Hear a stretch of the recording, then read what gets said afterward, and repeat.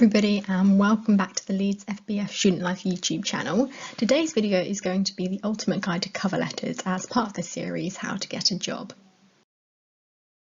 So the first part of your cover letter is going to be your name and your contact details. So these are going to go in the top right of the cover letter, and so you want to make sure that you include your full name, your address, your email address and your phone number. Next up, we've got the date. So this is going to again go in the top right and it's going to be just below your contact details. So just make sure that there's a space in between those contact details and the date. So next up we have the company details. So these are going to be on the left hand side of your cover letter below your contact details and the date, as you can see here. So you want to make sure that you're including the name of the company you're applying for and the address. So now we're going to start with the actual letter. So we begin with a dear line, which is located here.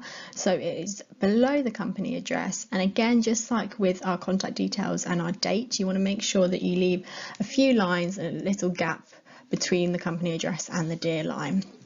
So most of the time people put dear sir or madam for their letter. There's usually not a specific person that the company tells you to address your cover letter to. However, if they do give you a person to address it to, then you can put in their name, but make sure you put it in formally, so using Mr, Mrs, Miss appropriately. So after your dear line, we start with our opening paragraph. So this is located just below, as you can see here. So first, you're basically going to state the role that you're applying for and the company that the role is with. So as an example, you may say, I'm writing to apply for the consultancy placement role with Leon Consulting Bolton. You then want to go on to explain why you're interested in that role. So you may say, for this example, I have a keen interest in scientific consultancy and business, and maybe expand on that a little bit. And then you want to give a positive about you. So for example, you could say I achieved a first in my first year exams, and this is something that I'm determined to maintain, so a standard I'm determined to maintain. So basically the opening paragraph is just stating the role you're applying for, why you're applying, and an initial statement as to why they should consider you. So after your initial introduction paragraph, you then want to talk about why you are the best candidate for the role and why the company should hire you. So this is located here, as you can see, just below the introduction paragraph. And as I said, this is about why you are the best candidate. And so you want to explain this in around 10 to 15 lines. And this can be between 1 and 2 paragraphs, depending on how much you want to say. I think it's important to mention that within your cover letter, you want to obviously be stating those really key experiences and those key skills, but you want to make sure that you're being really concise and not just waffling on, because otherwise it just won't get read. So you can approach this in 2 different ways. So one way is starting by stating the skills that you have, and then talking about the experiences, so giving that evidence of these skills. So whether that's you've gained them through a job or a university module or an achievement, a hobby, etc. So you can do it that way round. Or what I usually do, just personal preference wise, is start with the evidence. So start with the experience and then explain the skills I've learned from that. So basically you want to make sure that you're applying these experiences and these skills to the role and to the role requirements. So if the role wants you to show teamwork, you may talk about how you've been part of a swimming team, or you worked in a team when you worked at a cafe part-time.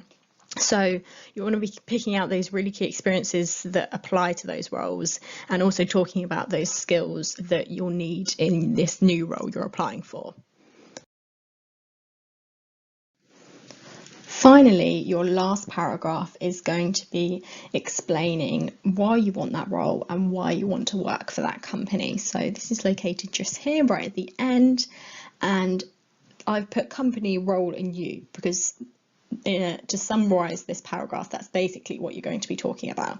So I would start with a statement talking about why you want to work in that specific industry that the company is in, and pick out something that you like that the company does, and then state that would be rewarding or exciting for you. So as an example here, you could say something along the lines of the opportunity to work in, and then name the industry or area, so work in drug development for, and then state a positive but also an accurate comment about the company. So to work in drug development for a leading global pharmaceutical agency. Obviously, if your company aren't a leading global agency, then don't state that. Otherwise, they're going to see that you haven't done your research and you're stating things about the company that aren't true. So at this point, I would really recommend going on the company website and having a look at what they do, really research into their role. So a lot of the time they'll have on their about page sort of a summary, which will include useful statements you can use in your cover letter, like leading global pharmaceutical agency, or I don't know, nationwide company, beneficial to many, or something, you know what I mean, something along those lines that you can use. But yeah, so make sure it's accurate. So the best way to do that, I think, could definitely be picking that out directly from the website. So then you want to go on to talk about a positive role or duty that the company carries out. So as an example here, I've put that they develop drugs to cure terminal illnesses, and so overall this opportunity should really be rewarding and exciting. So I'll just sort of read through it again so it's not disjointed.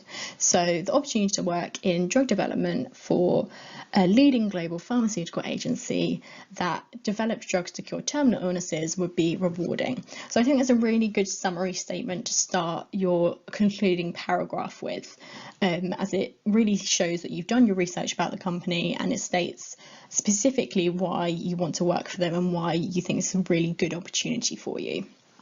So then after that, you want to write a couple of sentences summarising your passions and your interests in relation to the company and the role, and then pick out some company values that you really like, and then summarise why you'd be an asset to the company and why you are ideal for that role. So in essence, this paragraph is a conclusion, and it's talking about in terms, you've got all these skills, you've got all these previous experiences, so alongside with that and who you are as a person, why should they choose you? We then come to the final lines of our cover letter, as you can see here. So you want to start by basically saying that you've attached your CV, so please find attached my CV, and then express your gratitude, so thank you in advance for your consideration. Just a polite way to end the letter essentially. So then just put kind regards and then your full name, and then you are done. So I've just put an example cover letter here. I obviously haven't filled in the paragraphs because it entirely depends on what role you're applying for in terms of what you actually want to say. But I've just sort of laid out where the paragraphs lie and given the example sort of starter sentences that you could choose. So just overall some key points. So make sure that you if you are using the sort of same format cover letter, make sure that you change the address of the different companies you apply to. Make sure that you're adapting the skills and experiences you put into your cover letter for the different roles, just like you do for your CV. If you haven't seen my video on CVs, I will link that in the description below, and you may find that really useful to have a look at as well. You then want to make sure that your cover letter is only a page long. It really doesn't need to be any longer than that.